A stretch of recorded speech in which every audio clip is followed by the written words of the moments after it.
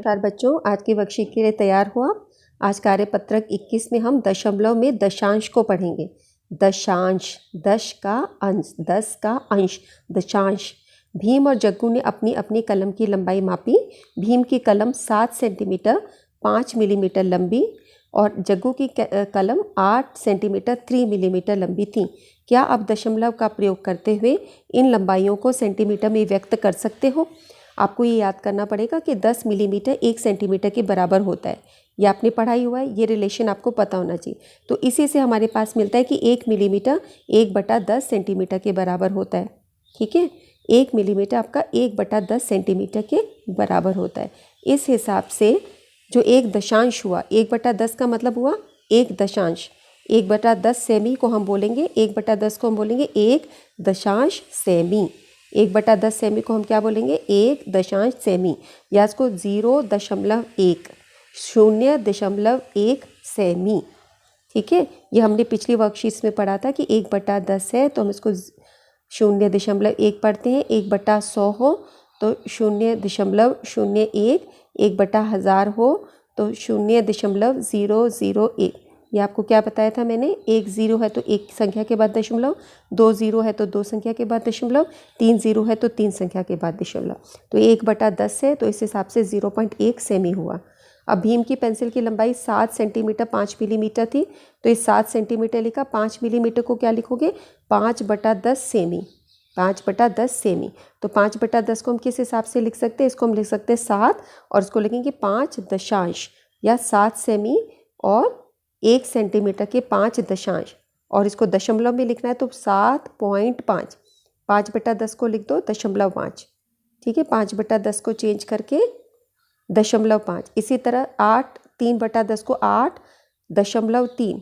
ठीक है, और इसको पढ़ने में संख्या नाम है अब 8 सेमी और 3 दशांश, 1 सेमी के 3 दशांश, इस तरह से लिख सकते हो। और देखते हैं बच्चों, ये देखो एक चीज़ और आप और देखिए कि जैसे 2.3 आपको बताना है कि ये 2.3 क्या है।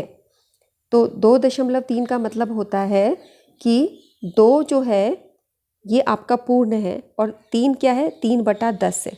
बाईं ओर जो 2 है ये पूर्ण संख्या है और 3 का मतलब हुआ 3 दशांश, क्योंकि दशमलव के बाद है ना ये, तो 3 दशांश। और ये 3 दशांश या 3/10 है। तो अगर तुम इसको इस पे दिखाना चाहोगे, संख्या चार्ट जो होता है हमारा, इस पे अगर आप इसको दिखाते हो तो 2.3 ऐसे दिखाओगे। दशांश में 3 लिखोगे और इकाई वाली जगह 2 लिखोगे और दहाई वाली जगह कुछ नहीं है तो 0 लिखोगे। ठीक है, जैसे ये यहाँ पर एक वृत्त दिया है, उसके हमने 10 हिस्से किए तो 1/10 ये हिस्सा हुआ। इसी तरह ये जो पिंक कलर से बनाया हुआ है वृत्त, इसके 10 हिस्से किए तो 1/10 ये हुआ। ये आप देख रहे हो एक आयत बनाया है, इसके 10 हिस्से कर दिए तो ये 1/10 है। तो 1/10 को हम बोलते हैं दशांश। तो जो भी 0.3 है, 3 दशांश। ठीक है, तो ये दशांश में लिखा जाता है और दशांश का मतलब होता है 1/10। ठीक है, आज की वर्कशीट में आपको यही याद करना है कि दशांश का मतलब 1/10 और ये तुम्हारा दशांश यानी 1/10। अब यहाँ पे देखेंगे निम्नलिखित में से प्रत्येक को दशमलव रूप में लिखना है। तो 5/10 का मतलब हुआ 5 दशांश, और जब मैं इसको दशमलव रूप में लिखूंगी तो 0.5 ऐसे लिखूंगी। इसी तरह 4/10 का मतलब है 4 और 2 दशांश, और इसको लिख सकती हूँ मैं 4.2।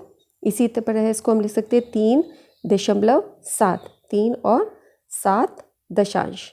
ठीक है, अब इसी तरह इसको जब तालिका में भरना हो तो 7.7, ये जो हिस्सा है तुम्हारा, ये तुम्हारा दशांश का हिस्सा है। ये जो पीछे वाला है दशांश का हिस्सा है, तो ये 0.7 तुम्हारा इधर आ जाएगा दशांश में, 0.6 दशांश में, ये दशमलव इसमें। तो ये तुम्हारा 7/10 है, 6/10 है, 3/10 है, तो 10 वाले में आ गए। और इससे आगे वाली क्या होती है? इकाई। ये 7 इकाई, 3 इकाई, 5 इकाई, तो ये सब इकाई में इकाई में आ गए 7, 3, 5।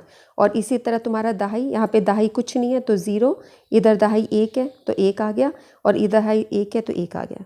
तो अब तुम देख सकते हो 7.7, ये 13.6, तो 13.6, 15.3, 15.3, इस प्रकार से तालिका होगी। तो आज की वर्कशीट में हमने यही याद किया कि जो भी जैसे तुम यहाँ पे पढ़ते थे 3, 5, 3, तो ये तुम्हारी होती थी इकाई, ये दहाई, ये होता था इकाई, ये दहाई, ये सैकड़ा।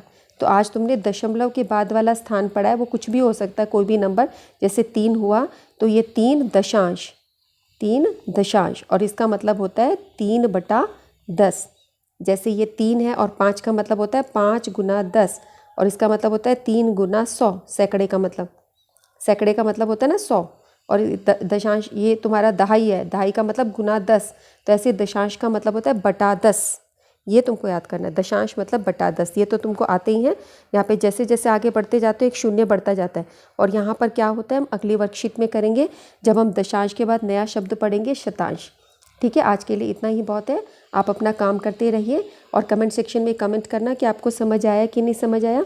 वीडियो को शेयर करो अपने फ्रेंड्स के साथ में।